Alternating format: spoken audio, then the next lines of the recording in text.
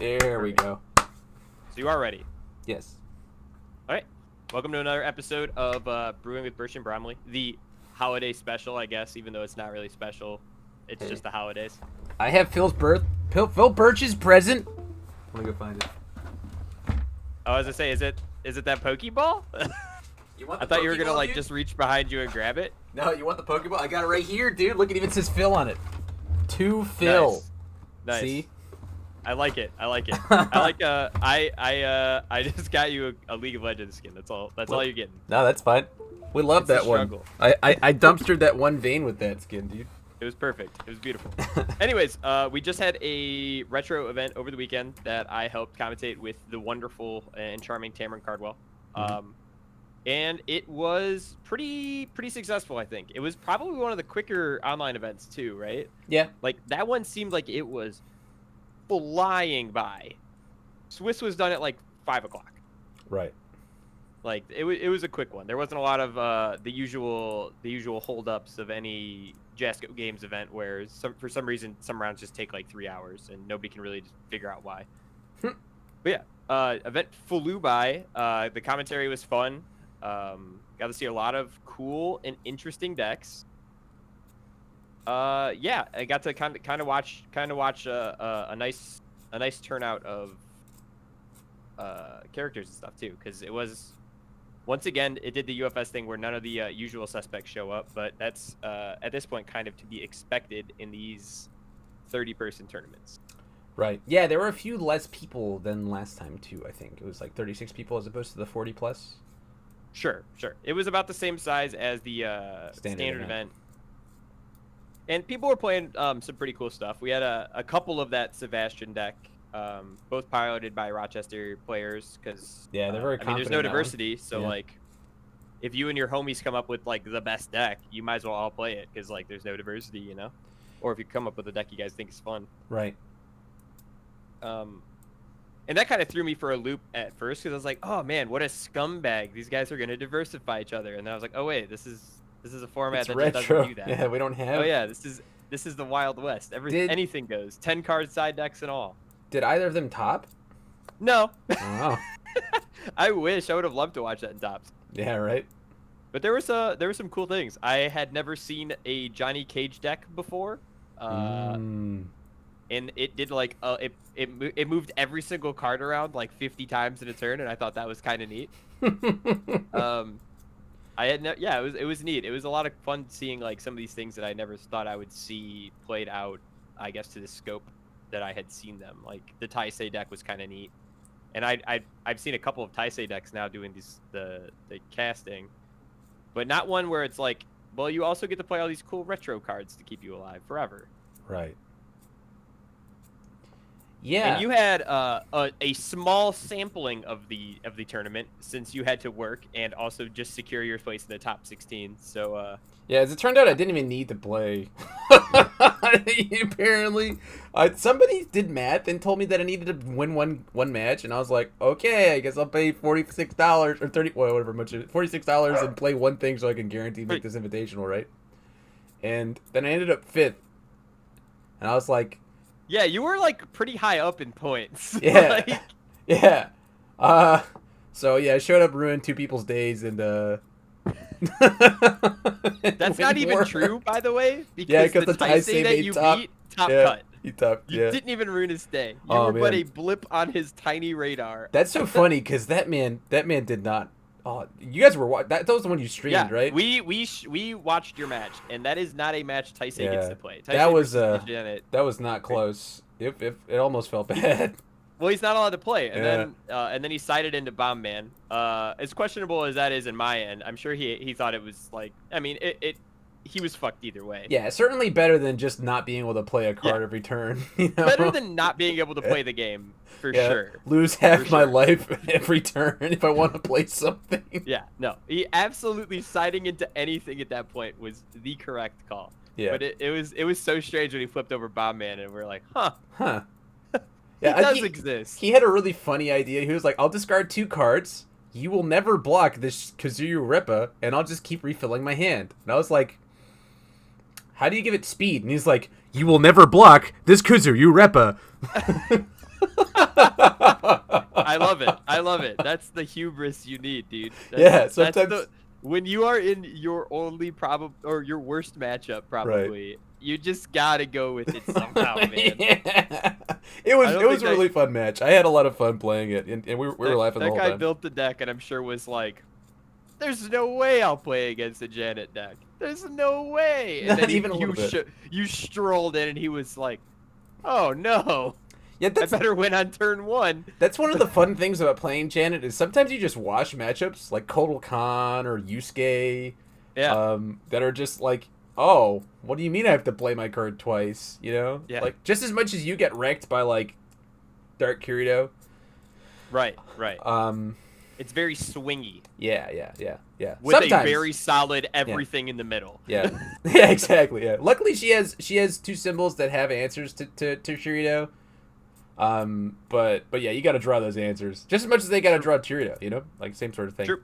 But yeah. What are the big stark differences in this tournament compared to the last 2? Because we're like Tim Keefe has been big time asking people to report like who won going first or second, and this tournament there were like a billion 2-0s. It was insane. Yeah. Like the 3rd round and the 4th round, there were like exclusively 2-0s. 2-0s, It was exclusively 2-0s. So but like compared to the standard tournament where it was like a bunch of 2-1s where first turn player won, right? Right. Where it was straight up like player 1 was 3-0, right? In a lot player of 1 those. wins, player 1 wins, player 1 wins. Despite how poorly those are getting reported by players who can't understand the concept. They didn't get the concept. But like it was funny to see it in this one just because there were a lot of like really stark matchups, right? Like Johnny Cage into that Sebastian deck. Sebastian never wins, right? He threw his cards on the table and then flipped the table. Yeah. There was no way he was ever beating that deck, kind of thing, right? Like there was some, or like the Taisei at the Janet, right? Like you never win that one. I got 2-0'd in one of my matches against Mega Man, who I put to 2 life and had 6 momentum, and I was like, he'll never kill me now. Played a single like 4-diff innocuous 3-speed attack, and I was like, sure. And he played 20 actions. And I just died. Like both games, both games that the same thing happened, and I just walked right into it. Like, yeah, there's no way this will work. Yeah, it's fine. I have Champion Wide Tie committed to their stun and don't ready it with Sense of Morals. Okay, we're smart. Sometimes you have a full board and you stun 2 things, like the things you wanted to ready later, just to keep them safe, and you Sense of Morals, check a 3, and you don't even think to tap something to ready something. Yeah, like, right? I would. You're just like, I checked the 3. Damn it, I checked the 3. I failed it. Yeah, exactly. And then like your opponent puts 70 speed on, you're like, huh. Oh wait.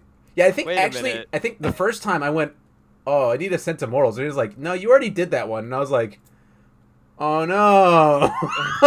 And then the second game, almost the same thing happened. Where the second game was where I could have passed it and I just didn't because I was like, you know, damn, I failed it.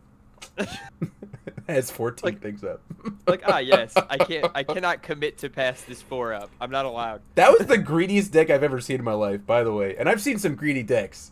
But it was like 6-hand size with 26 something actions, right? I think we went through it either on stream or afterwards, where it was like 12 attacks, like 50 actions. Yeah. It had assets also. Yeah. And Mega Man. Yeah, and Mega Man. And it only had like 12 foundations. Yeah, I was astounded. Actually astounded. I was sitting there just like, he's played that is the 8 big shots, 2 demon Rum Awakenings, a Mega Slide.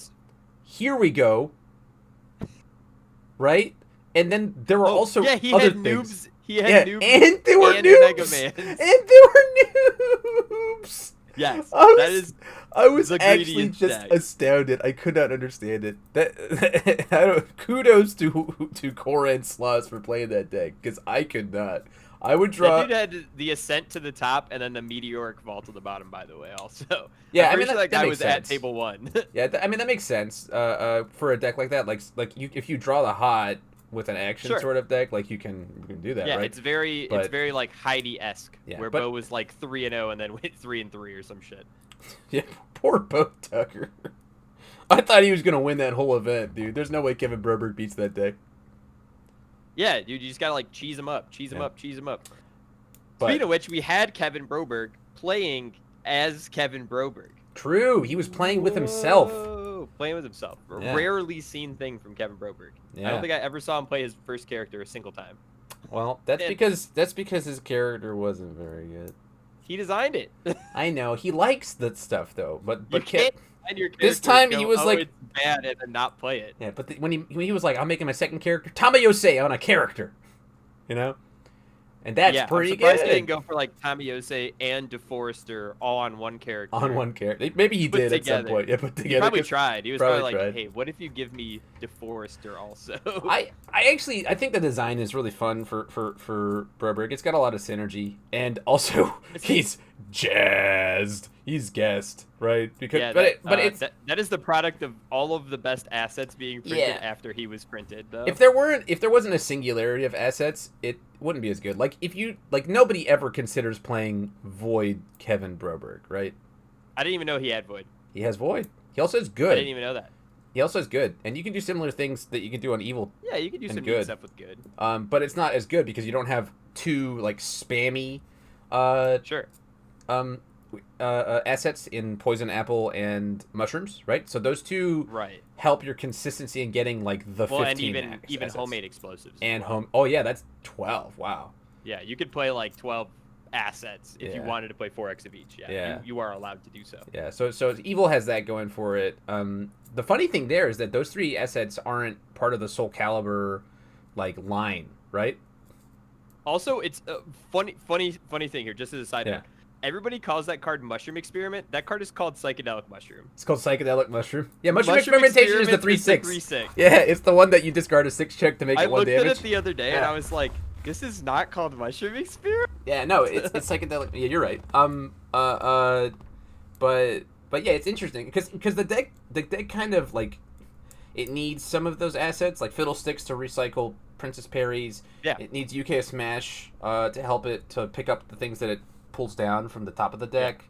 Icern Drossel and Inferno Soul Edge are really great for like they're like those are like the defensive ones, right?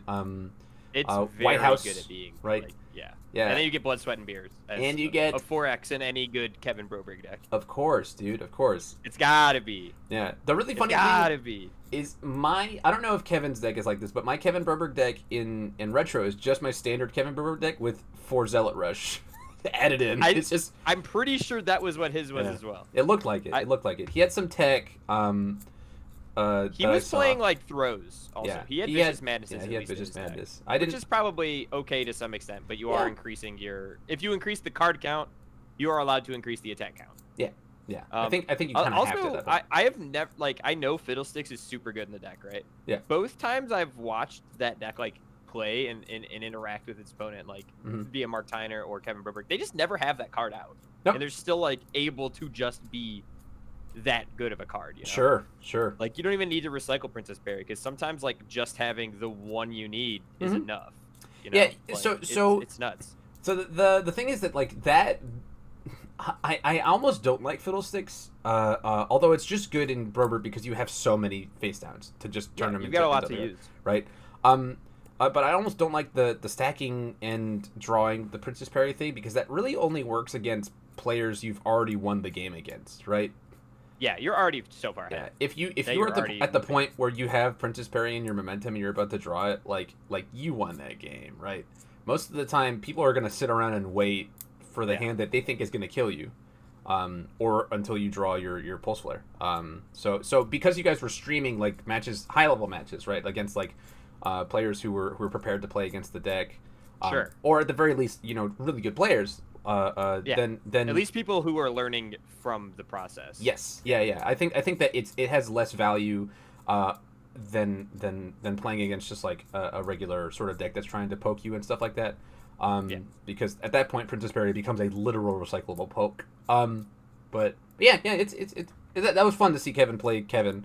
And top I think, too, right? Yeah, he topped. He got top. He got top 4. Yeah. He lost to the not the Nightmare, the Akuma. The Akuma. On some of the boneheadiest plays I have ever seen. Yeah, that match was strange to watch because both of those players were making what I thought were questionable decisions. Yeah, they both kind of went like really weird lines. I think in the first game Kevin was gonna die regardless because the Akuma just checked 5s. Like he had. Like, well, here's the thing. Even if Kevin were up, hang on just a second. If Kevin were up, he had 4 foundations and only 2 assets were on Kevin's side.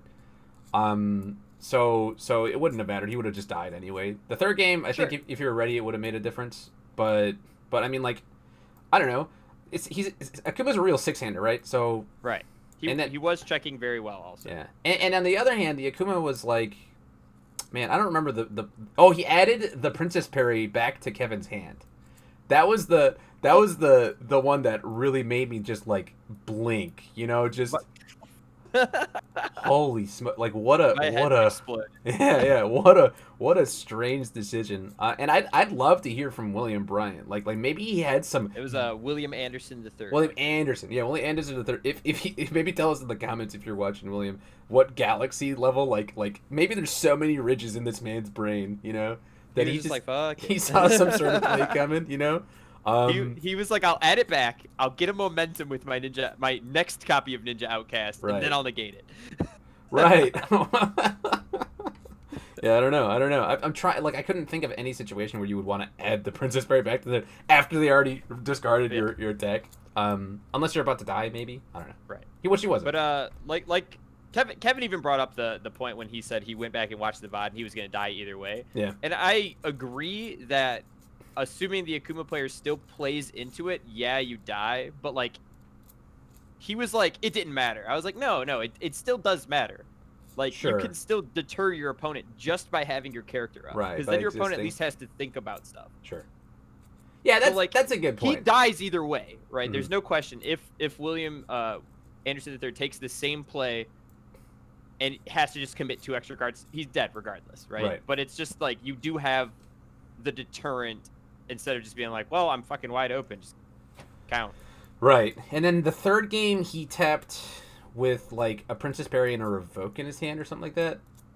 I think it was. It was something like that. It was something like that. And like I would minuscule defense. No, I would have felt pretty safe too. You know, I'm serious. Like I can see the mentality. You know, it's a greedy play, but you know, it's when he got punished for. It's when he got punished. It was like a greedy tap out. I think that if he tapped out for a real foundation, it would have been less greedy. But I think he was like, commit my face to get 1 Uniting Rebels, and I'm like, Uniting Rebels is really good, but yeah, but like I said, like it's a greedy play that I can see people making just because you have the Revoke and the Princess Berry. Like I said, we're assuming like it's like assuming so many different angles. Like, that it goes poorly or it goes correctly. Exactly. Like, it happened, and either way, he was probably dead. Right. Regardless if his character was committed both times. And then we saw a really cool match with Akuma versus Terry. Like, I know some people were like, no, Terry. Yeah. But, like, seeing the Akuma trying to use the Graven Castle Ruins to add in Sekias to his card pool and stuff like that, like, there was a lot of... And then we got really excited for that play that and then it's never going to work. Kicked it out of his card pool immediately. It was so funny. We were so into it in the moment, like, wow, what a play! And then he immediately just enhances and kicks it. I was and we're like, oh, Terry has another effect. I forgot all about it. And the funny thing was earlier, I was like, man, if Terry had a reversal, he could just reversal kick the Sekia, you know? Yeah. Like we didn't even talk about it. The conversation came up right before we're all like... Yeah, it was so funny. I loved it. Both of those decks were pretty cool. Like, I call that Akuma safety 3s, even though it has Sekias, which are 2s. But it was like not Coffee Samba Akuma, right? Where he's like he's playing all of his attacks and gyro attack, right? Yeah. And so it's like a very straightforward sort of deck. And it works really well against Terry because Terry wants to block with assets, right? So they had a really interesting back and forth, right? Sam talked to us afterwards in the interview about how like he sideboarded out 10 assets or something like that, right? Yeah, he sided out a bunch of assets so that he could block with with foundations. With foundations, you know. yeah. So like Sam had a really great reaction to what is really a bad matchup for his deck, right? Yeah. He can't loop the Cormorants and Elk Shields and stuff like that. And then on the other hand, Akuma has to worry about big Cyclone, right? Yes. Akuma doesn't kill you unless his 3 attacks are all doing 30, you know? Right. And it also turns off admission fees. It turns off tons of things. And in the final turn where Terry killed him on game 3, Sam had first enhance added big Cyclone to his card pool before multipling out, so that William Anderson couldn't use the other enhance on Graven Castle. So it made it safe for him to give everything +6/+6 on his multiple. Yeah, it was pretty nuts. Yeah, it was like that was really cool, super smart play from Sam. Yeah. And like I don't think it was an easy matchup for him, right? I think Akuma has good game into Terry just as much as Terry has some tools and things like that for Akuma. So it was a really neat final. It was fun to watch that one because it wasn't just like a wash, right?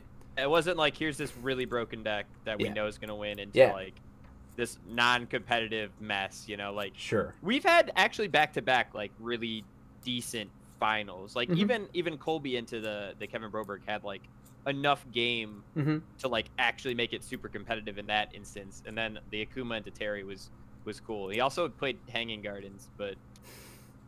Yeah, that's one of those cards that like it seems so is cool. Graven a terrain? Graven is a terrain.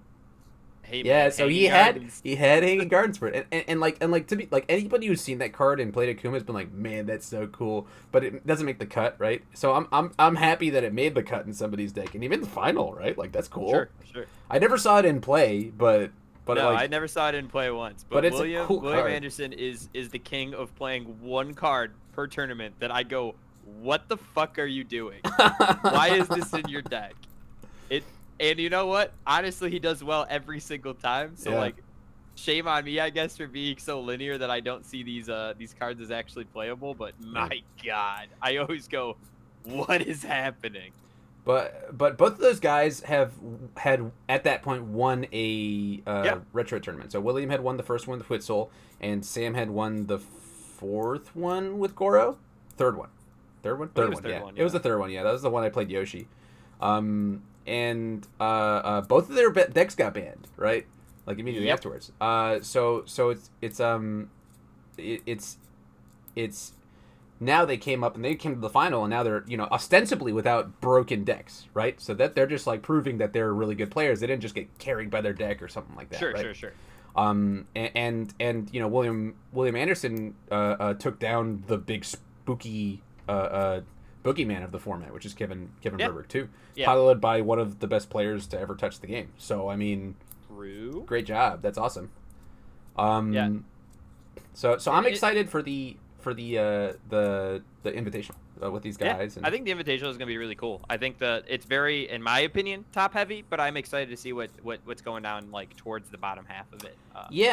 So because it's 16 people, there's some people who we haven't seen a whole ton of who are just like consistently playing through these retro tournaments and doing well, not like winning, but realistically, I think if you played in all 6 and had like a 50% win rate, you would get into the top 16. Because I think that's about 5 points per event. Right. Which I think 30 was like the cutoff. I believe 30 got you in. 30 points? Yeah, I think 30 points was the cutoff. I got it sent to me and I don't remember where, but I think it was around 30 points. I'm trying to find mine. Yeah, I don't know where the hell it is. Whatever. I know Tim sent it to us, but I think around 30 was the cutoff. So like realistically, like consistency was super key for a lot of those bottom spots where if like you played in enough things, and went like 3-3 or 4-2 every single time, like you were in. Yeah. You were in, and that's cool. That's fun. It rewards people for playing. To the same token though, I think if you entered like 3 of them and top cut everyone, you also would make it in, which I also think is fine. That's me, right? That's your journey here pretty much, except for like the random last one where you didn't even have to play. Oops. For what's worth, that maybe made you move a place or two. I have no idea. I didn't actually look. Probably. I don't know. I don't remember. Yeah. But yeah, I definitely would have made top 16 if I didn't play. But that's okay. That's okay. I had fun, and I wanted to play the Janet deck anyway. I think that deck is nuts. Yeah, that deck was super cool. I liked watching it too, because when you didn't get to do it, but when you flipped the Dragon Cannon, I was like, oh, it's that deck! It's the Dragon I got big hype for it. Yeah. But unfortunately, Dragon Cannon just kills Taisei anyway, so like it. Yeah, I didn't need anything. It didn't need to be 80 damage. I just needed the throw. But yeah, the first game of the tournament, actually, I got to EX4 a Dragon Cannon to the Stratosphere. Nice. I couldn't poke or anything like that. I was just like in a really awkward place. I was drawing. My only attacks were Precise Blow and Reduction. And my opponent was playing Wily and just kept killing my Manjis because it's Zach Paisley and he knows that every deck I play is looping Manji, yeah. Evil Bow with Manji. So he was like, "No, you're not playing that one. Fuck you." And I was like, "Okay, that's fine." So I just didn't get to attack him. And like there was a turn he left me at 1 health and I was like, I had tapped out all my stuff, and all I had was, I drew my hand, and I drew a Spell Circle and a Dragon Cannon, and I was like, how many cards in your hand? And he goes, 1, and I was like, yes! And I dropped the Dragon Cannon, power cycle I discarded the card from my hand because it was, if it was a Toguro, he killed my power cycle. Then I power cycled in, put the reduction in, and I was like, yeah! And for 100! It's for 100% of your life total. Easy game. Easy game. Not even a chance. Clearly outplayed. Outplayed, dude. So that was satisfying and fun, but in general, I think that's a deck that if you're in the top 16, you should probably look at. Whether or not I play it, it's just a solid deck. If you want the list, I'll send it to you. Because of the nature of, like, Dragon Cannon's a 2-keyword attack that you can use not prophetic fulfillment. Is it prophetic fulfillment? Or English Aristocrat to give it 3 speed. Yeah. And Marrying Age gives it another 2 speed, and then Janet can give it EX if you stack your character, right? Yeah. So you can just kind of sort of like play a measured game plan, and use cards that just have general synergy with that have speed. Like Ghost Thief is always online because you have momentum with Spell Circle. Sure. And it has 2 keywords, so it's fast as fuck, right? Good, consistent, fast attacks. Yeah, and like you get the throw that gives you momentum if they don't block it, and then it's always dealing damage, so you heal back with English Aristocrats. Black Bear Diner is crazy in that deck. Just in general, it's really, really good. And it flexes the momentum in different ways defensively. A lot of Janet decks that I see just kind of like sit there and like, please stop attacking me. Please stop attacking me. This one's just like, it's playing Precise Blows and Royal Bodyguards because you have momentum for the Royal Bodyguard, right? Sure. So you shove their card pool, and instead of just hoping that they'll check poorly on the recheck, you're like, no, I'm gonna Shokan Prince you and give you +1 difficulty to all your stuff for this turn. Yeah, you actually have like more outlets for the momentum than just being like, let me use my ability. And Brothers in Arts is another good one. Yeah. Hacker Extraordinaire is really great into this format because of all the assets. It's just super solid. A very, very consistent and good deck. Hard recommend. But yeah, it was fun, and I'm looking forward to the. Yeah, absolutely. So just bring it back to the top 16. For everybody who probably doesn't know, because I have no fucking idea. Can you explain the point system a little bit better than like?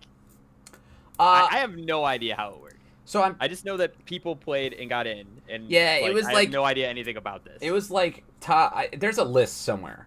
I don't have it offhand. I would have to like do some digging, and I don't want to spend 5 minutes doing clickety. Cam and I are gonna go over a list at a future date. Yeah, but it's the top end of it are the people that you would imagine would be there, right? Sam Tate, Jose, William Bryant, I think are top 3, and those guys all won least. Damn it. I think William Bryan another player? Is that? Yeah, he plays. Okay. That's he played Kotal Khan at Worlds. Oh, okay. William Anderson III, right? Those are your top 3 guys, and they have all won a retro thing, right? Yeah. 4th place is Jeremy Pobiel, I think. I think that is correct. And then, he was playing Spike at this tournament. Right.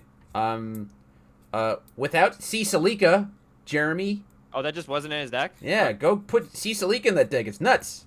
Interesting. He doesn't like +4 or -4 speed. Yeah, and then I'm in 5th. And then I didn't pay attention past that because I got to my name and I stopped caring. I feel like there's a Colby in there somewhere. Maybe. Yeah, Colby's there. I feel like maybe there's a Nick Reagan in there. I think Nick Reagan's there. I think I know Cody Kent's there. Cody Kent's in there. A lot of Florida guys, which is cool.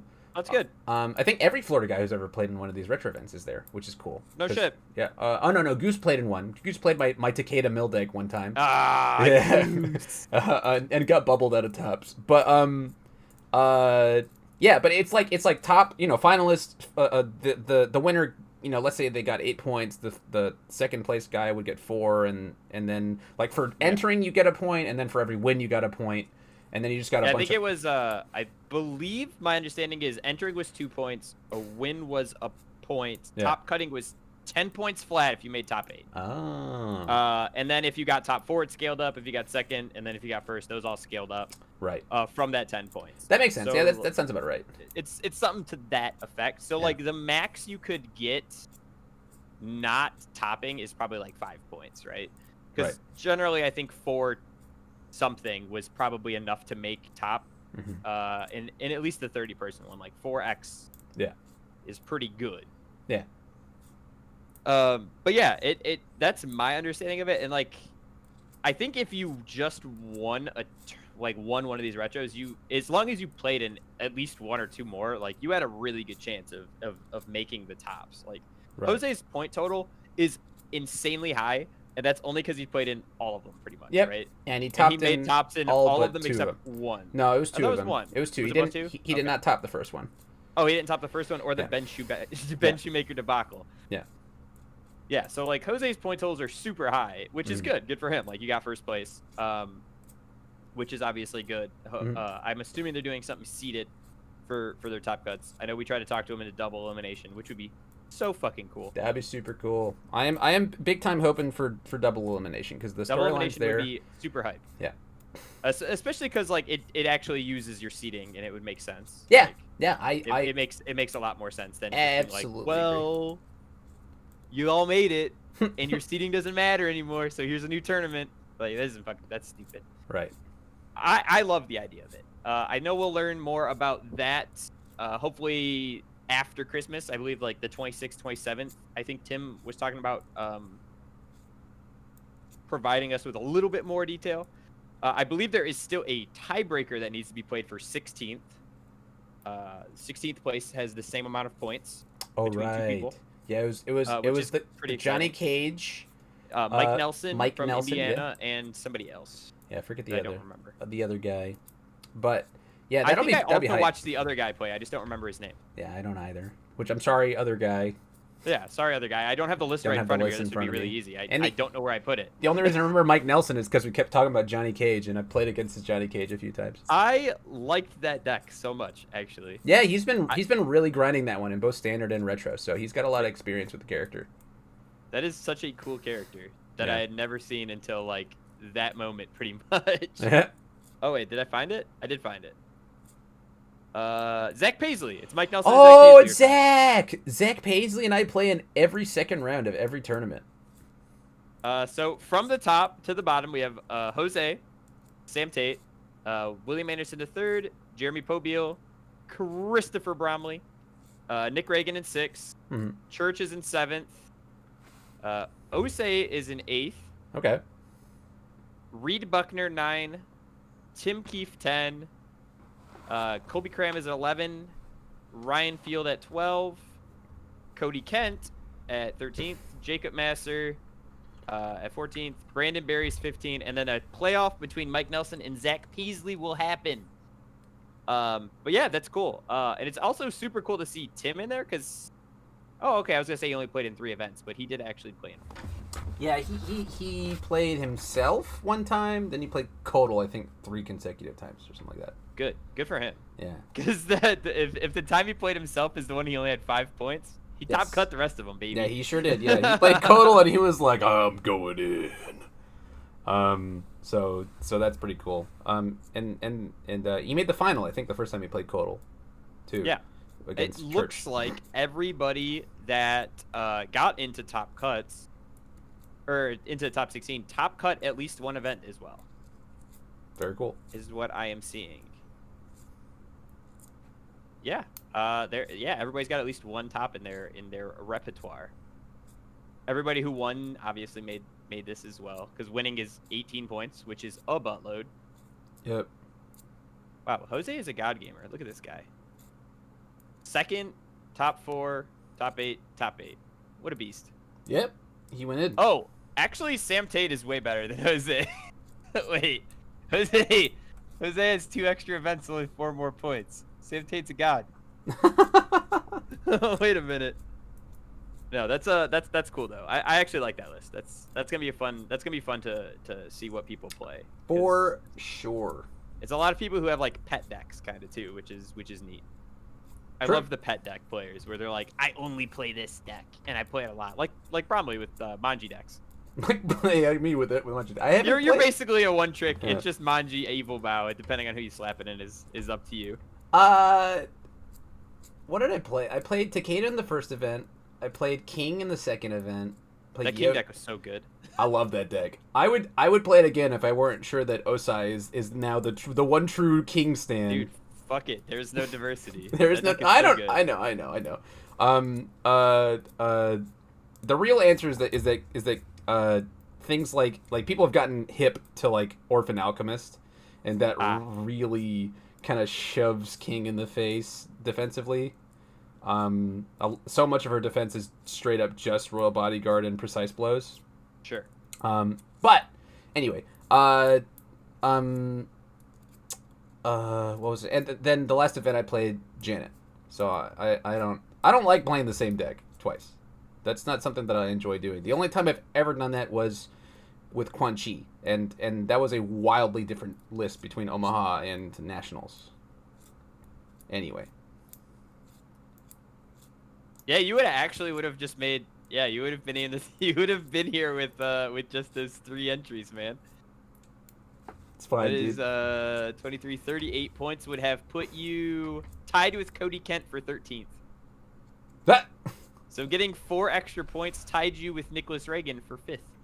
Wow, that's super close. It's actually super congested between.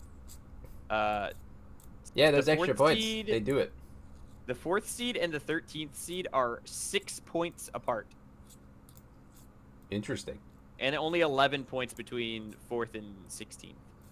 Well, we like being high in the standings, you know? Yeah, easy. That means you get something, hopefully. Yeah. Maybe you get to go first. Maybe I get to go I don't know. first. Yeah. I don't know. I don't fucking know. Man. We're speculating on that one. Yeah. But yeah, that's gonna be exciting and something to look out for sure. Because Tam and I will be doing broadcasting on that again. Yep. Hopefully, we'll be also broadcasting the 16th seed playoff whenever the hell that happens. Yeah. Whenever that happens, which could just be the day of the event for all I give a shit. Just play them early. Who cares? Yeah. But yeah. Oh, if you've been playing in these Legendary Wolf Games tournaments, you should redeem your points because they are going to expire at the end of the year. Not that I'm like a spokesman for Legendary Wolf Games. I'm just telling you because I've been seeing Kevin saying that. Like, go spend your points, dude. You've been playing all year. If you've been playing all year like me, go cash them in and buy the DLCs finally, like I did. I was technically I was sponsored at some point this year, but not right now. Not right now. Not right now. Yeah. Yeah. That quick PSA.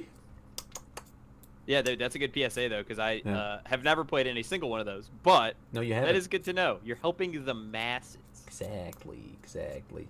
Just to, I guess, bring it back to retro. Do you think we will see bans and such for this upcoming thing? I know for a fact we will see some changes because I talked to Tim Freelieb and he said they were going to be making changes. Well, I mean, I know that UFS. Oh, sorry. I know that UFS typically has that extreme knee-jerk reaction to if something wins, ban it. Yeah.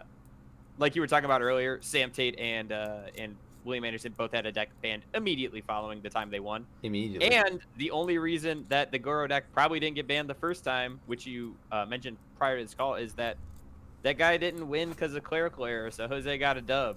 Yeah, yeah, and Jesse was looking like he was gonna wash Jose. Like Jose said that he had a really good hand going into this turn, but when I played against that deck, I was like, man, this is fucking oppressive, you know? Sure. And I lost to that deck at 2 consecutive events. So I mean, sure. like for the first, for my first 3 events, I only lost games, like not even matches, games to decks that got banned. There you go. So I mean, so I've lost games to decks that got banned and Mega Man so far. So congratulations, Cord Sloth. Hey, no, that's actually hilarious. Yeah. I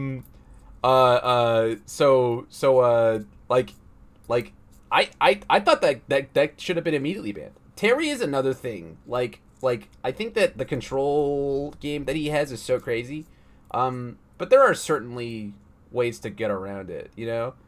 I think that most decks should have game into it, right? Because if your plan is just like hand tax, no one like, unless you're Tim Keefe, winning with just hand tax is not like an achievable thing most of the time. Sure. Right?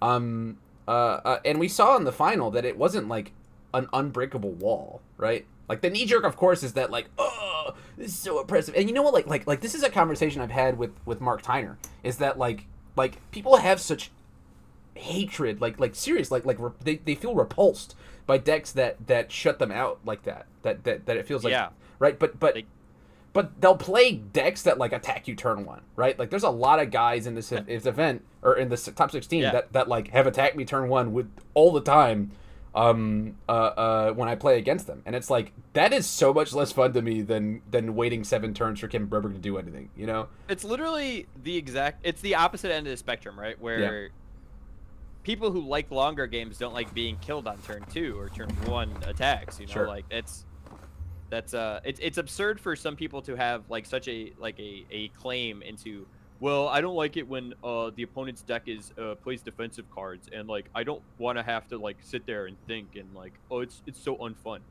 Like, I admit that the Terry getting to block with the shield thingy every turn is broken, right? Yeah. That is absurd. Yeah. And I would rather they get rid of Terry than the shield. Sure. Because that shield is neat. That's a necessary piece in the meta. Throws her for 8 damage. Like, absolutely. I would rather them get rid of Terry than the shield if that's what we're going to do, right? Yeah. Because I agree that it's unfair for you to have to attack Terry 30 times. Right. If you have no answer for the shield, which you should, or you're just lazy deck design, right? Like, you didn't prepare for this for some reason. On the other hand, I've seen Terry lose a number of times in these events because I played against Chris Nixon, and like against Chris Nixon, he had every speed reset in his deck on board, and Elk Shields through loop, and I was just like, I'm king, and you have 13 cards in your card pool, right? Sure. Good luck blocking, right? And then like Osai beat it in top cuts after that because he was playing Blood for Blood, right?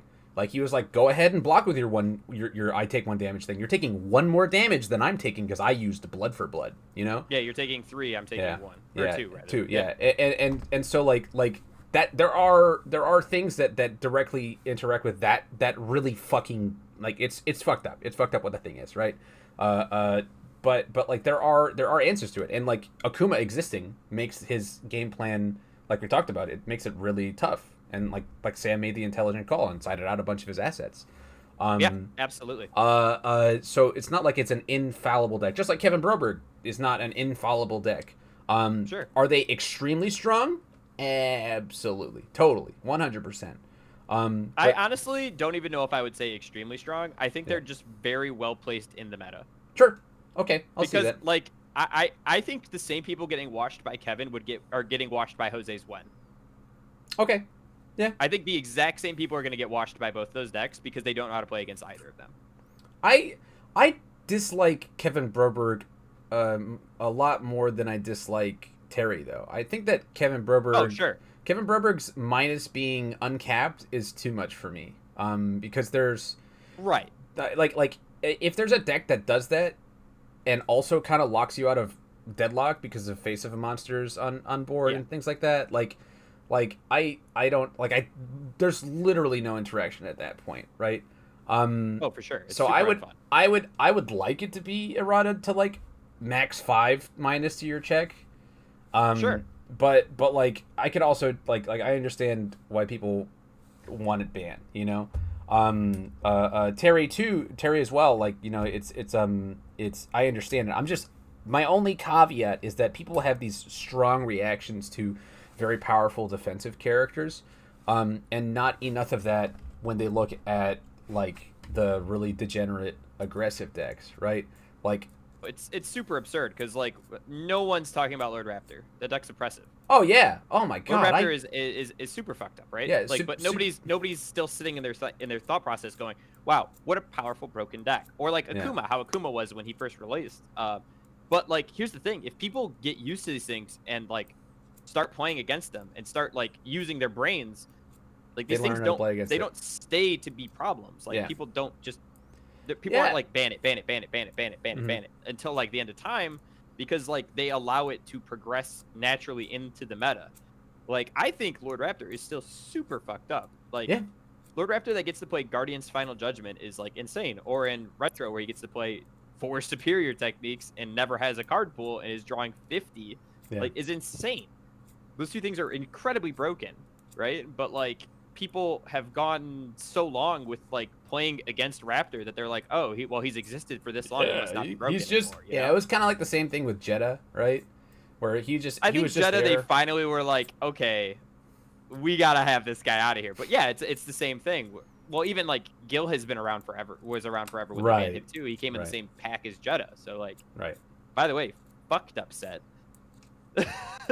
Oh yeah. Fucked up set. Oh yeah. That one is way worse, like way more fucked up than Libra. Every character that says broken. Yeah. Well, like the characters are better. The support is not quite at the same level. Right. Yeah.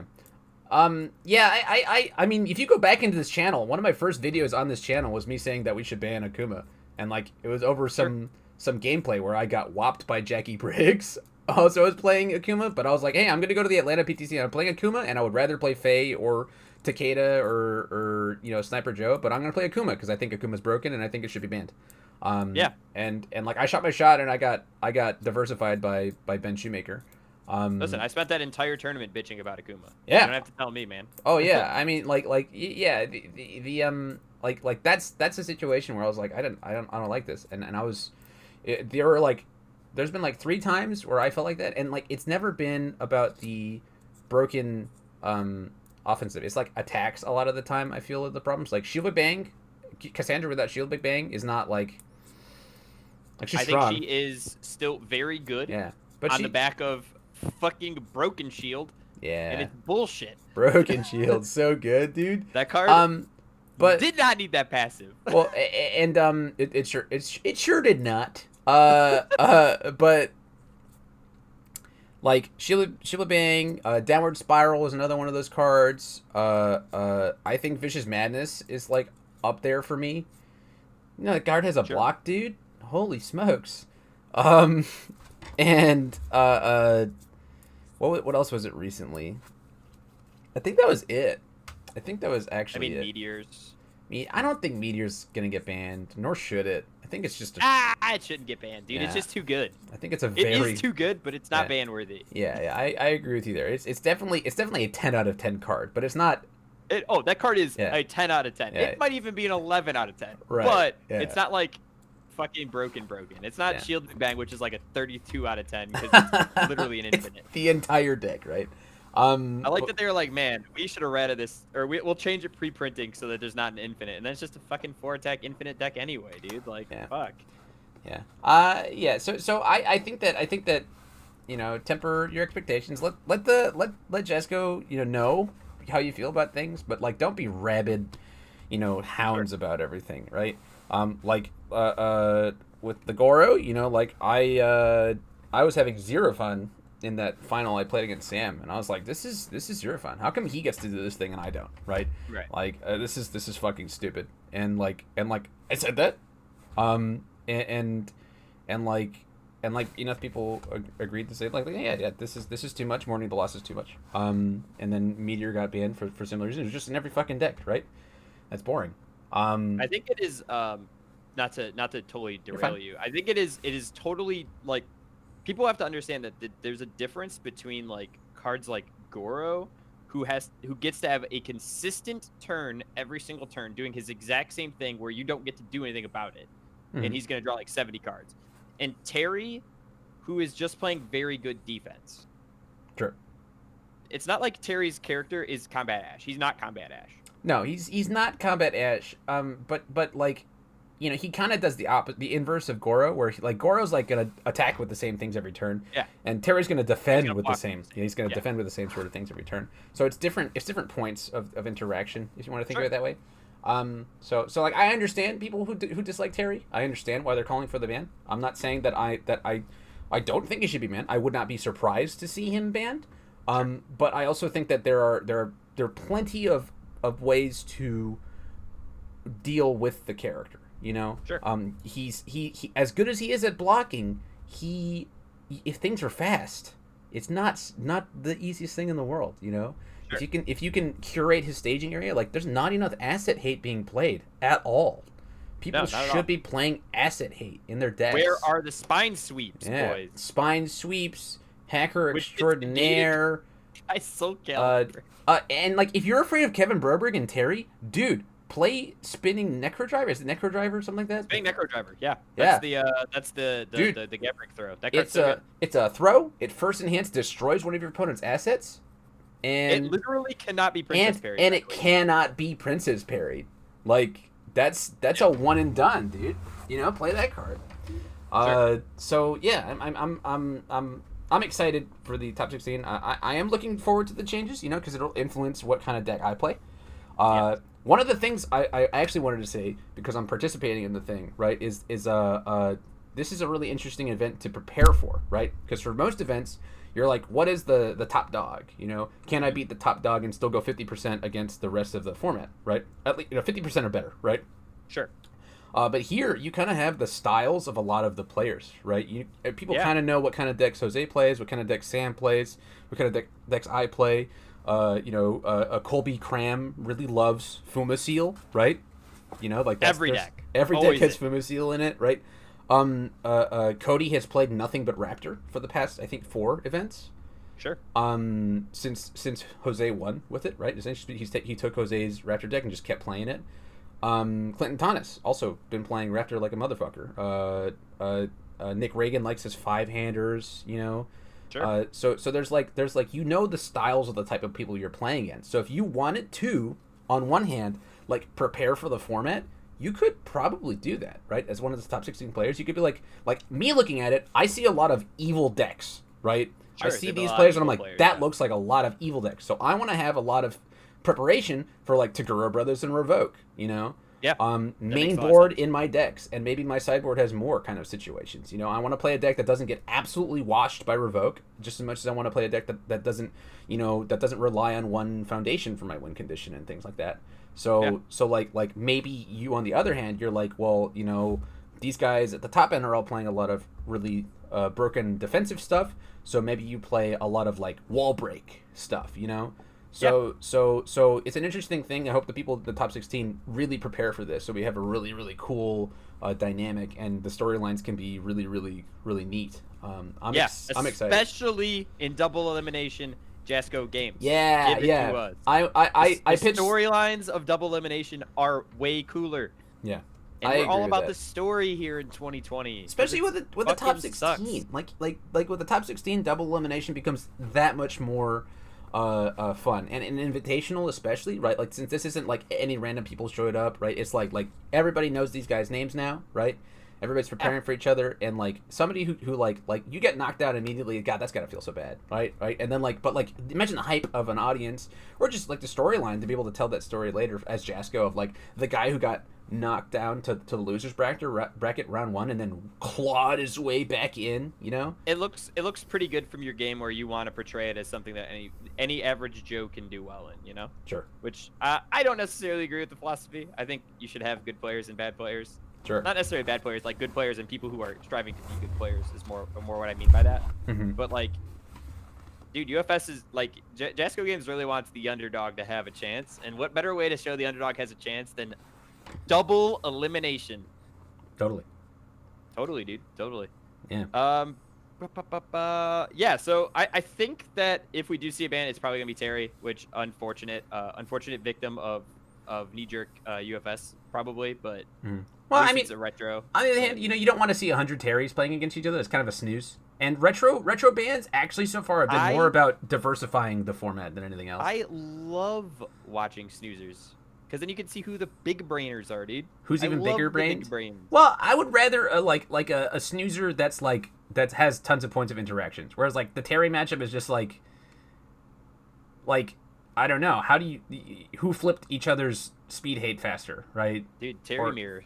Sounds like a fucking blast to me. Like go back and watch the match that Jose and I had as Yoshi versus Kuwabara. Like that was a control matchup that we went to 3 games, and it was a really we both went super into deadlock and had to play around each other's stuff, and it was back and forth, and like that's a matchup that sounds like a snooze on paper because there were 30 something foundations in play, but like we both were playing chess and trying to get ahead of each other throughout the whole game. So like I would rather that sort of thing. So like if I were looking at it as Jasko, right, the bands that I would make for Retro would be more like, well, how can I kind of push this format in a different direction, right? Like Goro. Yeah, you don't want it to be snoozed. Like Goro, like without Mourning the Lost and without Breakfast, right? I think he's less oppressive, right? He doesn't have that consistency of being able to attack and still have a full hand and things like that.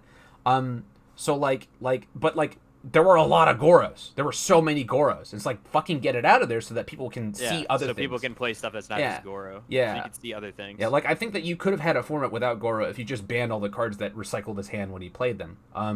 But that was the right call to get rid of that. Same with Meteor. Like Meteor, you could have just banned Caden's Blindfold and kept Meteor in the format, but like Meteor was in every single deck. Like, dude, let's see something else. Oh, they banned Meteor. No, a lot of people were like, there's not that many alt decks left, you know. No, now we got fucking big evil energy. Big time evil energy. So I'm happy with the way that they're going with it. And I'm excited for the top 16.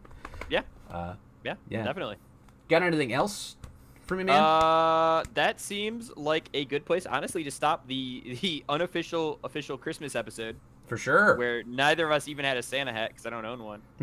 I probably have in my garage. But you did show one present, which makes it a Christmas episode. True. We have Phil's present over here. Phil's present, Christmas episode.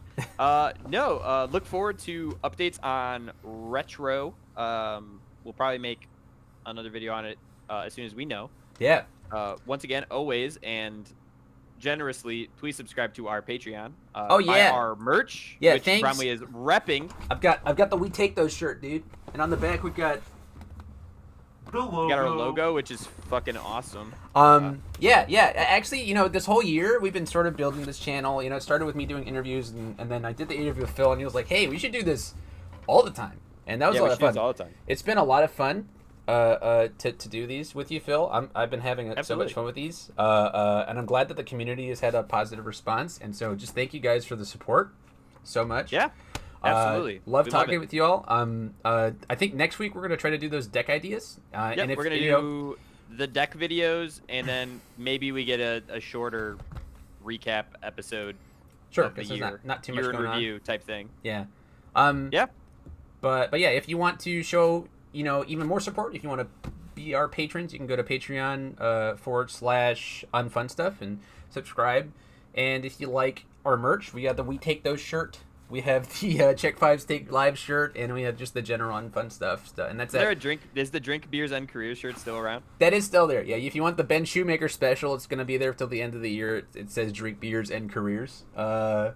That one you can find on Teespring /stores /unfun stuff, or it's just gonna be in the description. But easy. But yeah, thanks for hanging out, boys. I hope you enjoyed this year of sick episodes just as much as Phil and I did, and looking forward to the next event. Absolutely. Nice.